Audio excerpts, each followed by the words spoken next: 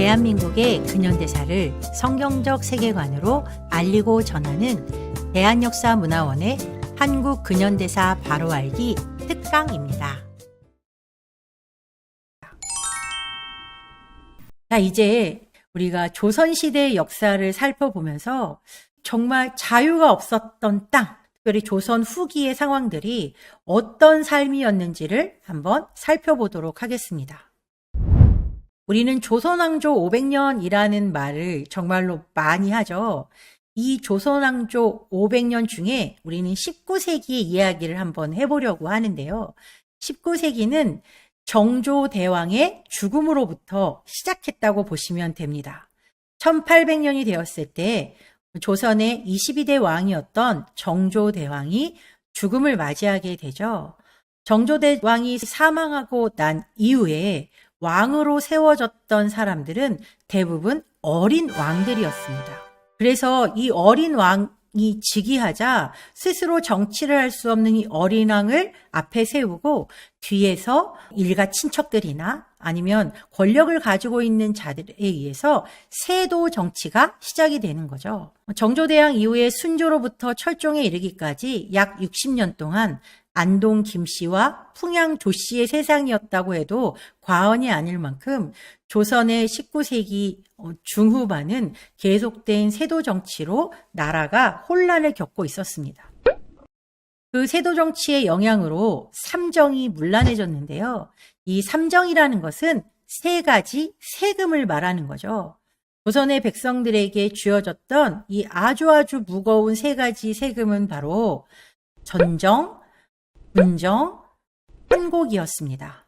땅에 매기는 세금, 또 군대 가는 대신에 내는 세금, 이 백성들의 어려움을 달래기 위해서 곡식을 빌려주고 싼 값으로 다시 되갚을 수 있게 해주는, 사실 어찌 보면 되게 좋은 제도 같아 보이지만 이것들이 세도 정치에 의해서 완전히 퇴색되면서 오히려 백성들에게 무거운 짐만 쥐어주는 악순환을 반복하게 했던 거죠.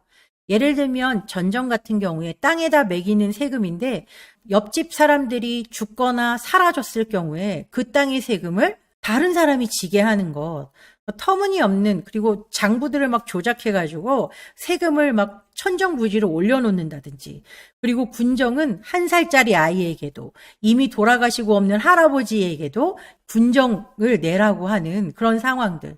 이런 상황들 속에서 많은 백성들은 스스로 노비가 되는가 하면 산으로 올라가서 화적이 되는 그런 상황들이 계속해서 벌어지고 있었던 거죠. 백성들의 삶은 점점점 어려워졌고 조선의 경제는 파탄의 직전까지 이르게 되었던 겁니다. 이런 상황 속에서 농민의 난이 계속해서 발생하게 되는데요. 1811년 홍경래 난을 시작으로 해서 전국 각지에서 크고 작은 농민의 반란들이 계속해서 일어나게 된 거죠. 이것은 정치의 잘못이었고, 그리고 이 정치 상황 가운데에서 나만 아니면 된다라고 하는 안일한 태도가 바로 이런 상황들을 불러오게 됐다는 거죠. 이 아무개 땅 조선, 이렇게 어려움을 겪고 있었던 아무개 땅 조선은 도대체 어떤 삶을 살고 있었을까요? 이 그림을 보니까 소 위에 큰 나무 틀이 씌워져 있는 것을 보실 수 있을 거예요. 이것을 우리가 멍에라고 부르죠. 이 멍에라는 것은 밭을 갈거나 아니면 물건을 싣고 갈 때 밭을 가는 기구나 또 마차 같은 것을 끌고 가는 힘을 지지해 주기 위해서 소나 말의 목에 거는 지지대를 말하는데요.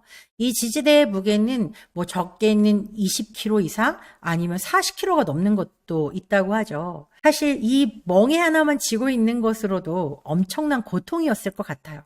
이것은 짐승들에게만 해당되는 것이 아니었고 눈에 보이지 않지만 조선시대의 백성들에게도 이 종의 멍에가 메워져 있었다는 거죠. 도대체 조선 백성들에게 씌워진 종의 멍에는 어떤 것들이 있었을까요? 왕정제도가 있을 거고, 신분제도, 또 우상숭배, 또 음란과 여성천대, 질병과 가난, 무지와 문맹, 사실 이것보다도 더 많은 종의 멍에가 존재했을 거예요. 지금 이 시간에는 왕정 제도의 멍해가 도대체 백성들에게 얼마나 무거운 멍해였는지를 살펴보도록 하겠습니다. 조선은 왕이 주인인 나라였어요. 지금 우리가 사는 대한민국은 국민이 주인인 나라죠. 그래서 우리가 뭐 사극을 보거나 역사적인 영화를 보고 그럴 때 우리는 그다지 불편함이 없이 그 영화들을 볼 수 있어요. 왜냐하면 우리가 바로 이 나라의 주인이기 때문에 그런 거예요. 그냥 옛날에는 저랬지 라고 할 수 있겠지만, 그러나 사실 조선시대에 살던 사람들은 그렇게만 살 수 있는 상황은 아니었던 거죠. 태조부터 시작해서 고종에 이르기까지 26명의 왕이 세워졌습니다. 그런데 이 태조부터 시작해서 고종에 이르기까지 이들의 공통점이 하나가 있는데요. 그 공통점은 바로 성씨가 이씨였다는 거예요. 그래서 우리는 2조 500년, 뭐 그렇게 이씨 500년, 뭐 그런 이야기들을 많이 하잖아요. 한마디로 말하면 이 왕의 지위는 세습되는 왕이었다는 걸 우리가 알 수 있게 되는 거죠. 아버지가 아들이었으니까 아들이 당연히 왕이 되는 그런 구조였다는 거예요. 능력 있는 사람이 통치권을 가지는 것이 아니라 그저 아버지가 왕이었기 때문에 아들도 손자도 그 다음 때도 왕이 됐었다는 거죠. 그리고 이 왕들의 마음속에는 이 나라가 절대로 백성을 위한 나라가 아니라 나 자신, 왕을 위한 나라라는 그런 생각을 가지고 있었다는 거예요. 그런데 문제는 이 왕이 선하고 훌륭한 생각을 가진 왕이라면 별 문제가 없었겠지만, 그러나 간혹 정말 악한 왕들이 많이 등장하잖아요. 그러니까 그런 왕들이 세워졌다고 생각하면 그 고통은 고스란히 백성의 몫이 된다는 게 문제였던 거죠. 1864년 1월에 철종이 사망을 하게 되고 대원군과 조대비의 계략으로 흥선대원군의 둘째 아들인 이명복이 철종의 양자로 입적되어서 왕으로 추대되게 되죠. 바로 그가 고종이라는 왕이었습니다. 조선시대, 그러니까 조선이라는 이름을 가진 나라의 마지막 왕이자 대한제국의 일대 황제로 즉위하게 되는 이 고종은 11살의 나이에 왕위에 즉위를 하게 되는데요. 처음부터 그가 정치를 한 것은 아니었고 그 당시에 약 10년 동안은 아버지였던 흥선대원군이 그 당시에 조선에 흐르고 있던 여러 가지 부패한 상황들을 개혁하면서 10년을 대리 통치하는 기간을 가지게 되죠. 쇄국 정책이나 기독교를 탄압하는 것 등의 실수를 저지르기도 했던 흥선대원군이지만 사실 그가 조선의 뿌리 깊은 여러 가지 폐습들을 개선해 나간 것은 사실이었거든요. 아버지의 그런 점은 좀 닮았으면 좋았을 뻔했는데 고종은 그렇지는 못했습니다. 고종은 1873년 11월 4일에 친정을 선언하게 되죠. 아버지를 밀어내고 내가 진짜 왕의 지위에 오르겠다라고 하면서 내가 친정을 선언한다라고 하며 드디어 왕의 자리에 올라가게 되는 거죠. 그런데 그 사람의 속마음에는 그저 내가 제대로 된 정치를 해보겠다라는 것이 아니라 내 맘대로 할 거야 라는 마음들이 훨씬 더 컸던 것 같아요. 통치자가 된다는 것이 얼마나 큰 책임이 따르고 그 책임에 따라서 많은 무게의 짐을 짊어져야 된다는 것은 생각하지 않고 그저 내가 원하는 대로 사는 삶이 왕의 삶이라고 착각했던 것이 바로 고종이라는 왕이었습니다. 고종에 대한 평가는 이런 것들이 있는데요. 군사와 국방, 정세에 무능한 왕이었어요. 그래서 흥선대원군이 열심히 국방력을 강화했던 것을 다 허물어 버리는 그런 왕이 되어버렸죠. 그리고 국가의 안위보다 정권의 안위가 훨씬 더 우선이었어요. 나라가 어찌 되던 말던 나만 편안하면 돼 라는 그런 생각을 고종이라는 왕이 가지고 있었다는 거죠. 또 경제 무능? 정말로 이 경제적으로 어떻게 이 나라를 잘 먹고 잘 살게 할까? 그런 거엔 관심도 없었고 사치가 어마어마했죠. 그래서 그 사치를 메꾸기 위해서 관직을 팔아먹는 왕이 바로 고종이었어요. 더군다나 왕비였던 민씨의 일가 친척들을 등용하면서 정말 이 민씨 세력에 의해서 나라를 파탄으로 끌고 갔던 왕, 결국은 자신의 이익만 추구했던 왕, 왕은 부자였는데 나라는 가난한 구조, 그런 구조가 바로 고종이 만들어낸 조선 말기였다는 것을 우리가 기억했으면 좋겠습니다. 조선을 망국으로 이끌어갔던 이 고종, 그런데 참으로 놀랍게도 지금 대한민국 안에는 이 고종을 향한 또 민비를 향한 이상한 판타지가 있는 것 같아요. 2000년대 초반부터 명성황후라는 뮤지컬이 막 시연되고 또 몇 년 전에 방영했던 미스터 선샤인이라고 하는 이 드라마에서 보면 뭐 민비 얘기는 많이 나오지 않지만 고종에 대해서 정말 나라를 엄청나게 걱정하는 임금처럼 뭔가 의협심이 있는 그런 임금처럼 묘사되고 있죠. 이 명성황후나 이런 드라마들에서 이들을 보는 관점은 조선을 위해서 목숨을 바친 왕비, 또 그리고 비운의 개혁군주, 힘이 없기 때문에 어쩔 수 없이 나라의 뺏김을 보면서도 어쩔 수 없었다. 그런 상황들이 이 드라마 속이나 영화 속 뮤지컬에서 엄청나게 많이 퍼뜨려지고 있죠. 명성황후는 드라마로도 나왔었는데 내가 조선의 국모다라고 하면서 장렬히 죽어가는 그런 장면들. 근데 사실 그게 진실이었을까요? 전혀 그렇지 않았습니다. 고종과 민비는 나라를 망하게 만들었던 주범들이었기 때문에 그렇죠. 그런데 왜 이런 거짓말들이 떠돌고 있을까요? 이유가 무엇이냐면 대한민국의 정당성, 대한민국의 존엄성을 훼손해서 이 대한민국의 정체성을 바꾸려는 자들의 거짓말과 선전선동으로 인해서 만들어진 코미디 같은 현실이 바로 이런 드라마들로 나타나게 되었다는 걸 우리는 기억하면서 역사를 바로잡아 나가야겠습니다. 고종과 민비는 사치가 엄청나게 심했어요. 그래서 그 사치를 메우려고 매관 매직을 했고 그러면서 민씨 일가들을 막 등용을 하기 시작했거든요. 민씨의 세력이 국가 관리의 70%를 차지할 정도로 민씨의 천국이 되었던 나라가 바로 조선이었어요.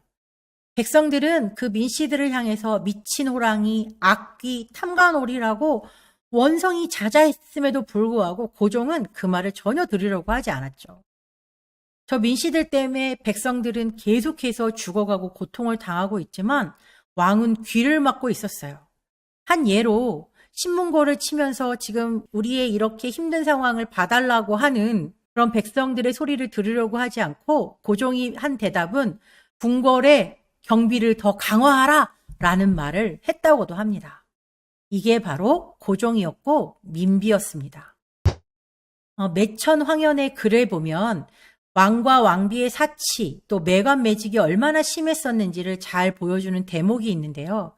1874년 세자가 탄생한 이후 궁중 기도와 제사가 절제함이 없어 팔도 명상까지 나가 제사를 올렸다. 그러니까 세자 탄생을 축하하기 위해서 어마어마하게 구판을 벌리고 제사를 지내면서 산이란 산 다 돌아다니면서 돈을 낭비했다는 이야기를 하고 있는 거예요. 고종도 마음대로 놀이와 잔치를 즐겨 참석자들에게 상을 줄 경비가 모자랐다. 얼마나 잔치를 많이 했으면 사람들한테 나눠줄 음식의 경비가 모자랄 정도로 모든 재정이 바닥나가고 있었다는 이야기를 하고 있죠. 왕과 왕비가 하루에 1000금을 소모하니 왕실 돈만으로는 지탱되지 않아서 호조와 선해청 공금을 공공연히 가져다 썼다. 완전히 지금으로 말하면 당장 잡혀가고 탄핵될 감이겠죠. 1년도 안 되어서 대원군이 10년 동안 쌓아둔 저축미가 동이 났다. 대원군은 사실 이 저축미를 잘 모아가지고 나라에 꼭 필요한 일이 있을 때 이것들을 잘 사용하기 위해서 엄청 노력을 했었어요.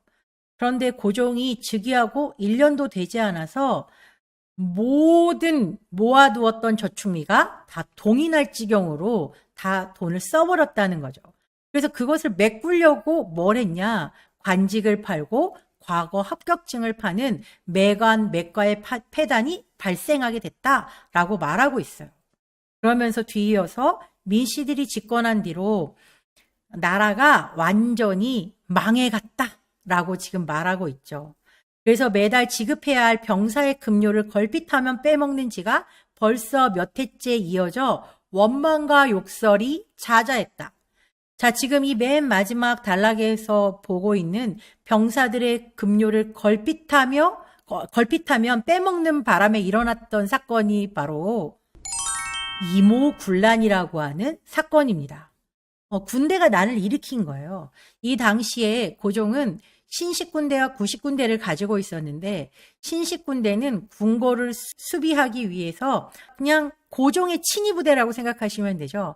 고종의 친위부대에게는 새로운 무기, 새로운 옷, 여러 가지 월급도 제때제때 주고 그랬지만 원래부터 있던 국방을 지키던 이 구식군대에게는 제대로 된 무기도 지급하지 않을 뿐더러 월급도 수개월째 밀려가지고 이 군인들의 불만이 막 끌어오르고 있는 이런 상황 가운데에서 일어난 이 난이 이모군란이라는 난이었어요.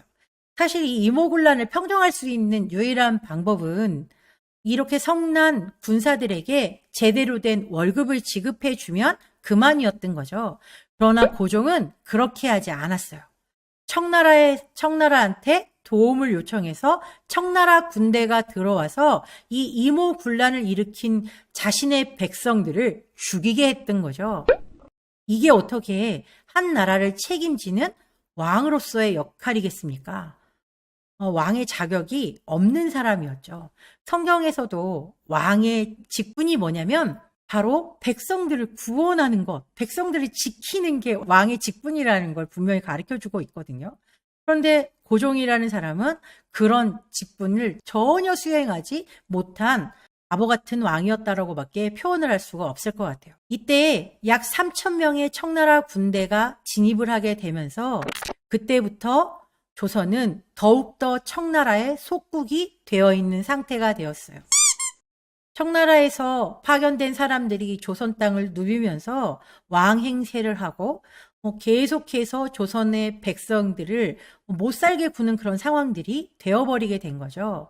이런 것을 참을 수 없어서 일으켰던 난이 바로 갑신정변이었죠. 여기에 보이는 박용효, 서광범, 서재필, 김옥균, 홍영식 같은 사람들이 주축이 되어서 일으켰던 난이 바로 갑신정변이었는데요. 이 갑신정변을 주도했던 사람들은 노론의 엘리트들이었어요. 이들은 더 이상은 이 중국의 속박 속에서 살 수 없다고 느꼈고 왕에게 제안을 하죠. 민씨 일가와 민씨 세력들이 지금 이 나라를 망치고 있으니 왕이시여 제발 우리와 함께 저들을 몰아내고 정말 이 나라가 온전한 나라로 흘러갈 수 있도록 우리에게 힘을 보태주십시오. 고종이 뭐라고 했을까요? 안 된다고 했을까요? 아니에요. 그래, 내가 자네들의 뜻을 따라주겠네 라고 이제 말을 했던 거죠. 그들이 주장하는 바는 이거였어요. 청나라로부터 독립을 하자, 부패 정권을 타도하자. 그런데 이게 좀 잘못됐죠. 무력을 사용해서라도 하자. 그래서 민씨 일가들을 완전히 숙청하려고 궁궐 전체가 피바다가 되는 그런 사건들이 벌어지게 됐습니다. 물론 민비는 도망을 치게 되죠. 그러니까 그런 상황들을 본 고종은 너무 겁을 먹고 어떻게 하게 되냐. 바로 청나라 군대를 끌어들이게 되는 거죠. 고종의 배신으로 청나라 군대가 들어오게 되고 이 갑신정변은 3일 만에 막을 내리게 됩니다. 근데 이 갑신정변을 도왔던 사람들이 누구였냐면 바로 일본이었기 때문에 이 청나라와 일본이 작은 충돌을 할 수밖에 없게 됐죠. 이 갑신정변이 끝나고 난 이후에 일본과 청나라는 조약을 하나 맺게 되는데요. 그 조약의 이름이 바로 텐진 조약이었어요. 이 텐진 조약의 주요 내용 중에 하나가 바로 청나라 군대가 조선에 무슨 이유로든지 들어오게 되면 일본도 들어올 거야 라고 하는 거였어요. 우리가 이런 것들을 잘 감안해서 정치를 잘 해나갔어야 되는데 고종은 그것을 잘 하지 못했죠. 결국 이 텐진 조약으로 말미암아서 청일 전쟁의 빌미를 제공하게 됐던 거예요. 알렌 선교사는 고종에 대해서 이렇게 이야기합니다. 구말리를 다니고 상하 4,000년 역사를 봤지만 대한제국 황제와 같은 사람은 처음이다. 이렇게 말했다고 하는 걸 보면 고종 가까이에서 있었던 사람으로서 이렇게 최악의 사람은 처음이다라고 하는 평가를 받는다는 것은 정말 수치스러운 일이 아닐 수 없죠. 나라가 어느 정도 안정을 찾는가 했지만 결국 백성들이 들끓어오르기 시작했어요. 탐관오리들의 문제가 너무나도 심각했기 때문이에요. 그래서 이 탐관오리들의 문제가 너무너무 심각해서 일어났던 난이 바로 동학농민난이었습니다. 동학밀난. 사람들이 요즘에 이 동학난에 대해서 마치 동학을 무슨 혁명처럼 이야기하는데 그것은 바른 역사가 아니라 탐관오리의 아주 못된 정치들의 행각 때문에 일어났던 동학밀난. 이 밀란을 해결하자면 방법은 아주 단순했어요. 탐관오리를 다 내어 쫓으면 그만이었는데 고종은 그렇게 하지 않았어요. 그리고 그는 아주 바보 같은 선택을 하는데 청나라 군대를 불러서 백성들을 잡으라고 말한 거예요. 그리고 그들을 향해서 괴수다라는 표현을 쓰고 있죠. 그래서 청나라 군대가 들어오게 되죠. 조선 땅으로. 그런데 아까 조금 전에 우리가 텐진조약 얘기를 했었잖아요. 그 텐진조약에 따르면 청나라 군대가 조선에 들어오면 일본 군대도 조선에 들어온다. 일본 군대 역시도 조선에 들어와서 일어난 전쟁, 바로 이것이 청일 전쟁이었어요. 이 청일 전쟁에 가장 결정적인 역할을 한 사람은 바로 고종이었다고 해도 과언이 아닐 것입니다. 왜냐하면 이미 텐진 조약에서 청나라 군대가 조선 땅에 들어오는 순간 일본 군대도 들어온다고 하는 그런 조약의 사항들이 있었다면 국제 정세를 잘 살펴서 어떻게 우리가 이 난을 진압할 것인지 스스로 대책을 세웠어야 하는데 고종은 그러지 않았던 거죠. 이게 바로 조선이라는 나라의 마지막 왕이었던 고종의 실체였다는 걸 우리가 기억했으면 좋겠습니다.